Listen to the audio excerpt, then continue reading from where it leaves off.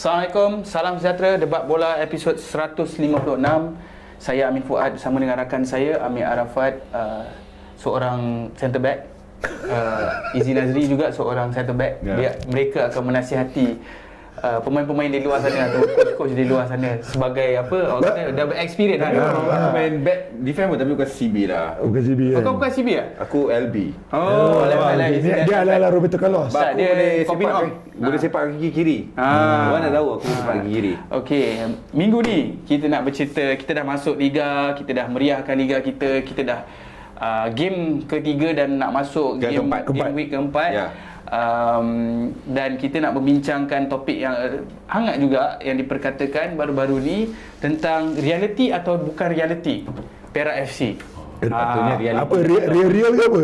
Real ke apa? Reality maksudnya cara permainan tu. Reality atau tidak reality, tidak reality apa yang dikatakan oleh ketua jurulatih Perak FC. Okey. Kalau kita tengok sebelum ni Perak FC dapat pemilik baru.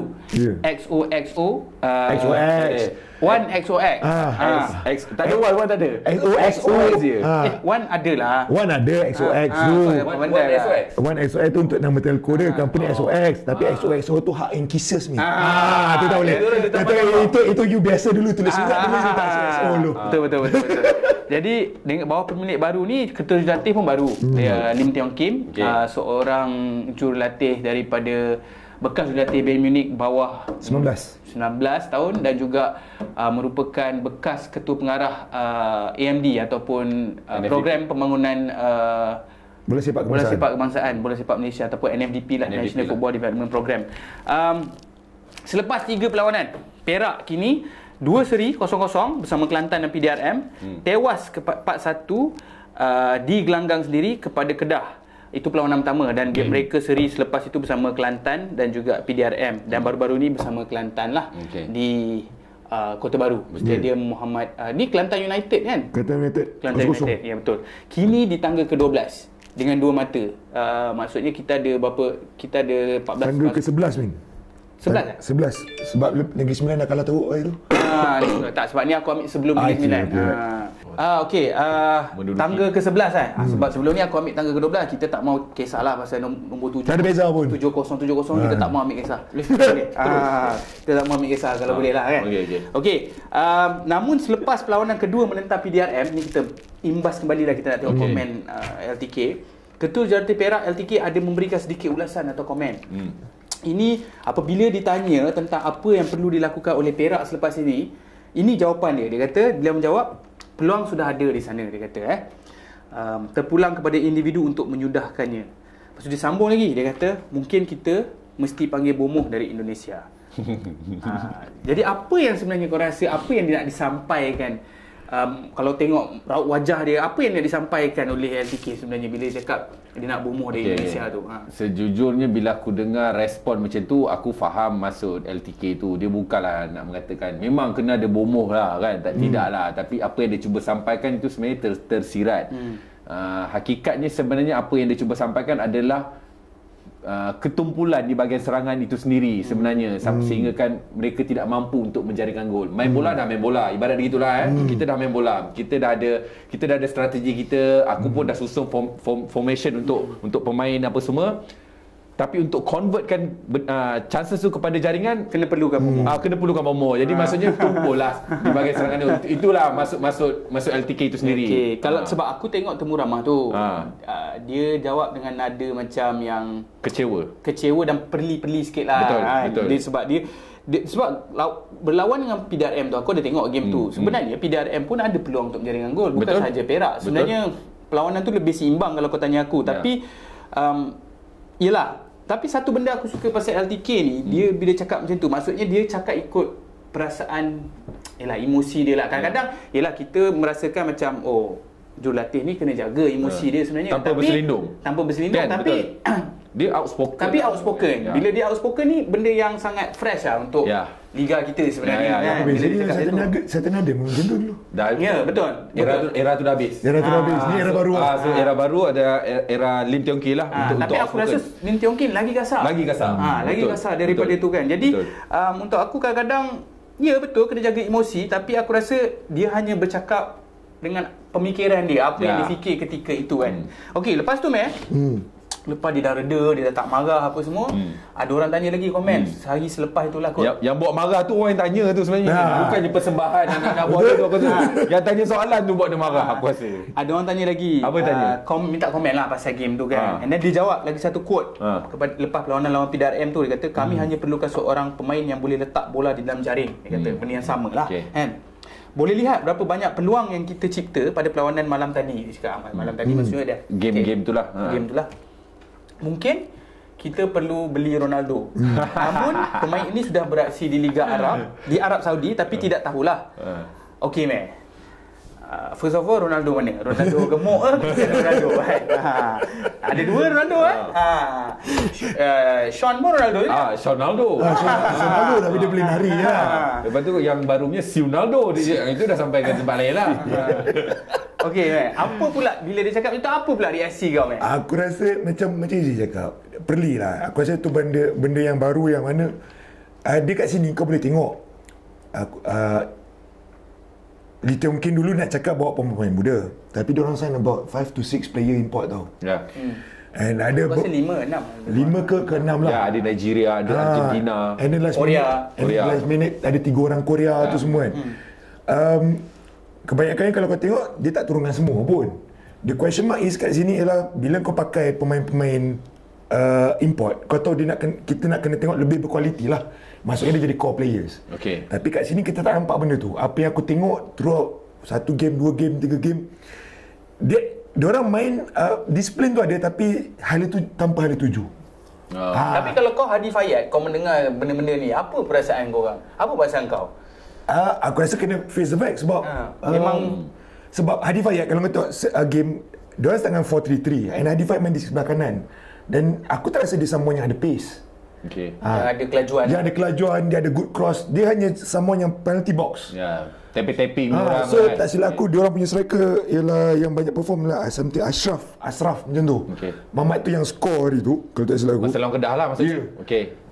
The rest kalau kau tengok Hadi Fayad, dia balik macam it's like regular punya player.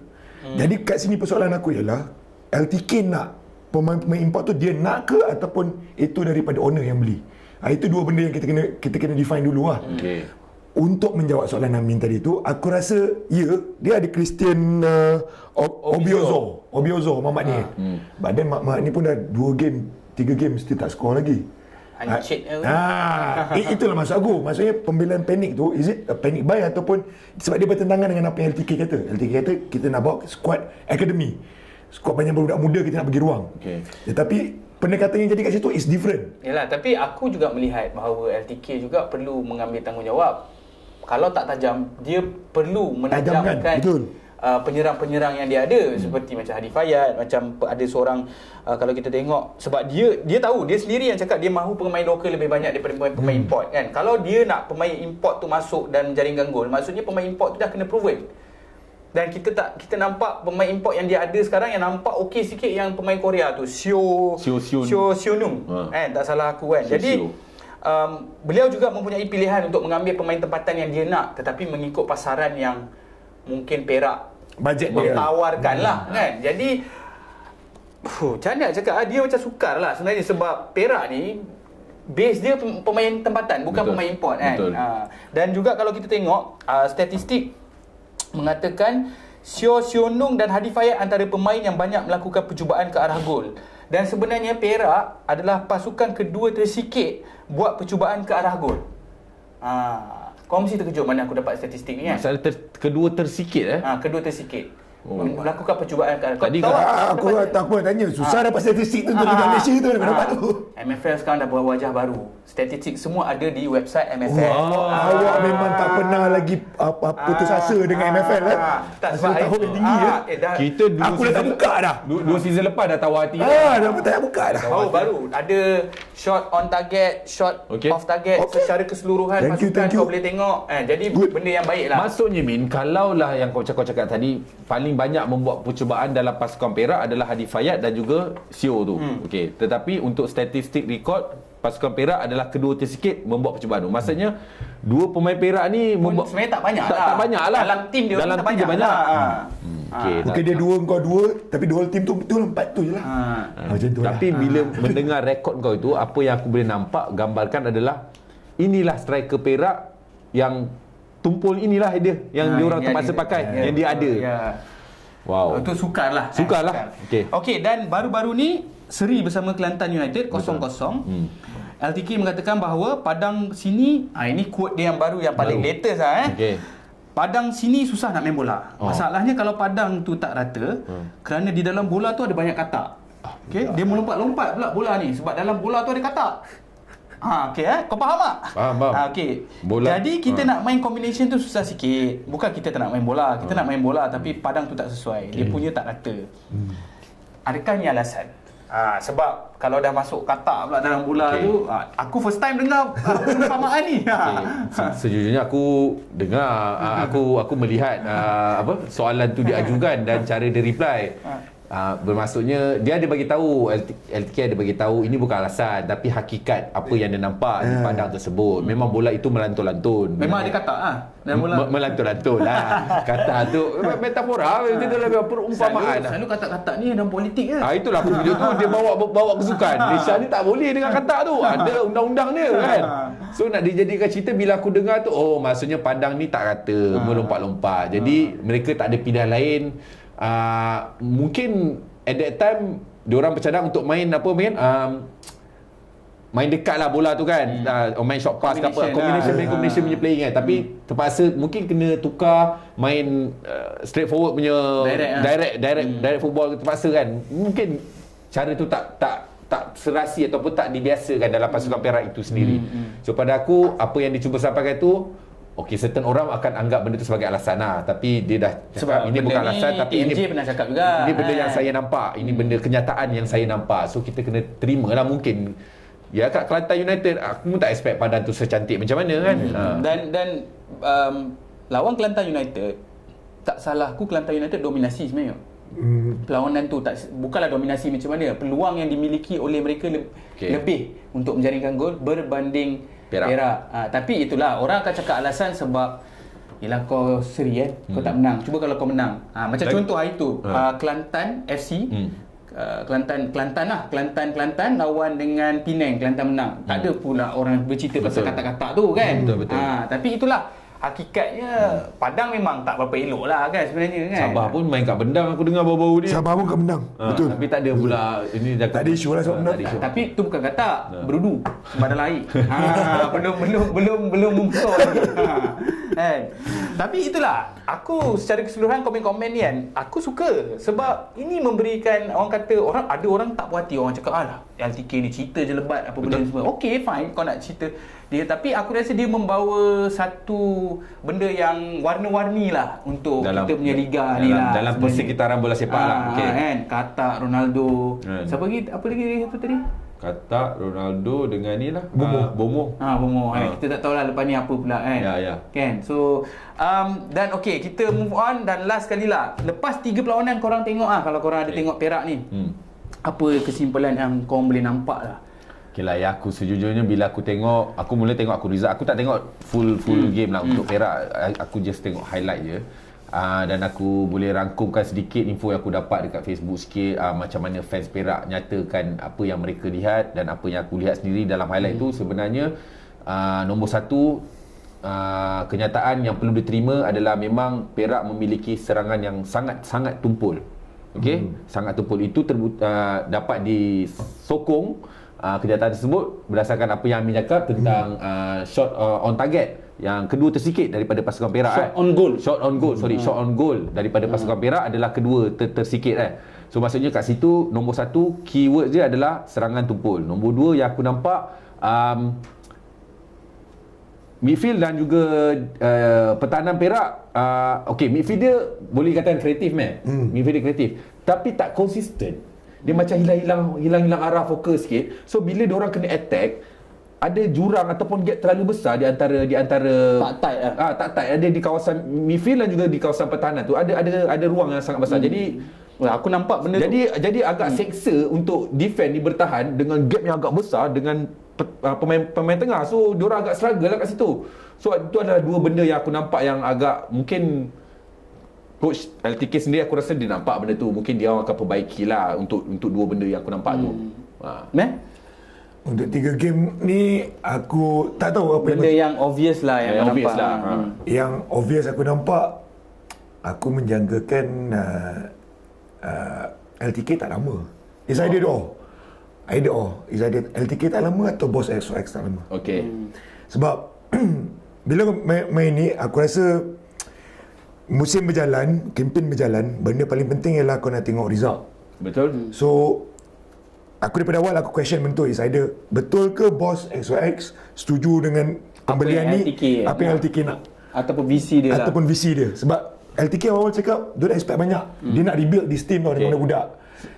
So maksudnya bila kau cakap macam tu, kena trust the process kita tak boleh fans Perak itu sendiri tidak boleh letakkan satu harapan yang terlalu tinggi lah. Sebab ini adalah proses yang pertama untuk pasukan Perak. Maksudnya dia seolah-olah dia revamp dan dia dibarisi oleh pemain muda. So bermasuk ke sini LTK dan pasukan Perak dia akan 2 ke 3 musim untuk di-develop oleh pemain ni. So memang korang tak boleh harapkan lebih lah. Mungkin sebab tak cakap is either kalau 10 mungkin okey lah kot dalam Liga untuk Perak 9 supposedly okey kan. Kalau untuk first season dengan budak-budak yang kurang pengalaman main top tier untuk Liga pertama ataupun Liga Super. So mungkin itulah. Dia berbalik pada misi lah. Macam apa yang korang cakap tadi, sebagai satu pasukan, kalau kau nak lahirkan pemain tempatan dan apa yang kau rasa kau buat sekarang ni benda yang betul, jadi kau berada di landasan yang betul lah. Dan kau tak boleh mengharapkan keputusan tu musim ni kau akan dapat top 5, top 6. Tak ada, kau tak akan dapatkan. Tapi aku setuju dengan statement LTK apabila dia mengatakan dia berpuas hati ketika lawan Kelantan United di Kupang, walaupun seri sebab mereka bermain di away maksudnya mereka bertandang ke tempat pihak lawan dan mereka berjaya mencuri satu mata. So pada aku, untuk pemain muda yang kurang pengalaman beraksi di Liga 1 Malaysia ataupun Liga Super dapat pungut satu mata di gelanggang pihak lawan. So aku rasa macam okey juga. Yelah, sebab dia at the end of the day kau berkorban untuk tidak memiliki pemain import yang ramai dan juga pemain import yang berkualiti tu pun satu hal juga. Sebab kita tahu Perak ada berapa 5-6 juga kan. Walaupun sebenarnya LTK kata mula-mula dia nak 3 je. Dan benda ni terpulang kepada pemilik juga kan. Macam mana dia nak dia demand apa yang dia demand, sebab penyokong akan pressure. Kalau penyokong pressure, pemilik akan pressure ketua jurulatih. So ketua jurulatih akan jadi tertekan lah untuk mendapatkan result lah. Ada relegation zone lah. Betul. Ada, dia play off lah. Play off akan main lah. Play off, 2 pasukan terbawah akan main play off dengan M3 untuk kekal dalam Liga Super lah. Kalau kalah tak kekal. Yang M3 akan naik. Ya, betul. Dan kalau kita tengok dalam 3 perlawanan ni, LTK hanya membariskan 2 atau 3 saja pemain import. Macam Amir cakap tadi, berbanding pasukan lawan yang mungkin ada 5 dan 6 termasuk bangku simpanan kan. Dan kalau tengok skuad penuh, menurut sumber aku, apa aku dapat, mungkin ada 4 atau 5 pemain sahaja yang lebih umur 30 tahun pasukan Perak ni. So kat situ kita dapat tahu pasukan ni dia muda, tapi ada yang muda dia pun sebenarnya 24 25. Tak adalah muda sangat. 21 22 tu adalah juga macam Fahmi tu daripada Selangor apa semua kan. Tapi apa yang aku nak komen kat sini, apa yang aku nampak lah dari segi perlawanan kan. Kalau kita tengok perlawanan pertama tu kurang bernasib baik sebab 2 kad merah lawan Kedah. Perak masih berani untuk menyerang dalam masa dia kena kad merah tu, tak salah aku. Jadi dan ini tipikal pemain-pemain LTK yang berlari tanpa henti. Itu benda pertama yang aku nampak. Sebab LTK selalu, kalau kita tengok interview dia, kita tengok temu ramah dia, apa yang dia terapkan adalah kerja kuat, kerja keras dalam padang. Dan dia cuba nak jadikan Perak ni, yes, kita mungkin tak ada talent sebaik talent yang kita ada, tapi kita kena kerja keras. Itu benda pertama yang aku nampak. Nombor 2, struktur nampak macam ada. Sekali-sekala ada combination play tu, tapi tak sempurna, tak konsisten. Tak konsisten. Tak konsisten. Jadi benda ni mungkin memakan masa. Kan? Mungkin memakan masa, kita tak tahu berapa banyak masa. Dan setiap kali diserang, macam tadi Izzy cakap, benda yang sama aku nampak. Setiap kali Perak kena serang, ruang yang ditinggalkan oleh pemain-pemain tengah, pemain-pemain tengah, aku tengok game, kau boleh nampak. Sebab tu PDRM mempunyai peluang yang banyak, Kelantan United pun mempunyai peluang yang banyak untuk menjaringkan gol. Jadi itu salah satu benda yang aku nampak lah. Dan bila ini biasalah, bila nak menyerang nampak buntu dia tu untuk final apa orang kata finishing itulah kan, untuk menjaringkan gol. Dan itulah dan ini komitmen yang diletakkan oleh LTK untuk pasukan dia bekerja keras dan juga menggunakan core players, pemain tempatan. Jadi dan kita kena ingat jurang Liga Super dan Liga Prima juga agak besar sebenarnya. Itu yang perlu kita ingat sebenarnya. Gap tu besar. Kalau kita tengok keputusan semasa kan. Tapi baru ni Kelantan menang lawan Penang. Kan? Jadi boleh jadi ya, boleh jadi. Tapi bagi aku itulah yang aku nampak selepas tiga perlawanan. Cuma sekarang ni aku tak tahu penyokong Perak boleh bersabar atau tidak. Itu persoalan yang sangat besar lah. Kalau untuk rekod yang gaduh-gaduh ni, banyak side daripada belah Perak tu banyaknya tak puas hati lah.